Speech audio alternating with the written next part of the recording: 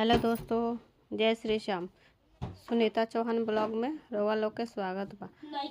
तो आज हमने के गइल बनी जा बाजार। तो बाजार में देखी लोग एकदम सस्ता सस्ता कितना अच्छा अच्छा सेल लागल बा। एजा सब 10 रुपया सेल लागल बा। तो केकरा केकरा अगल बगल बाजार में सेल लागल बा 10 रुपया के कमेंट में बताई।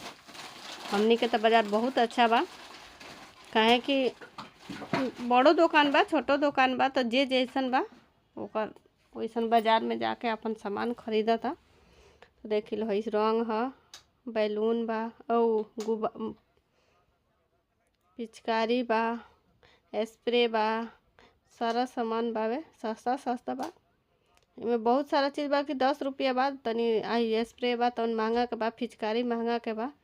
तो यही जा हमार बेटा लोग भी आई रहा लो, तो कहता लो मम्मी तनी कुछ किन दा। तो कहनी चला देख ला लो, है गुलाल ह, स्प्रे उठा के देखता लो। तो हमरा के तनी मत हेल्प करी लो। हाँ जी, हमरा के कमेंट करी, ओकरा के हमू कमेंट करम, सब्सक्राइब करम। यही जा अपन ब्लॉग के ख़त्म करतनी। जय श्री श्याम।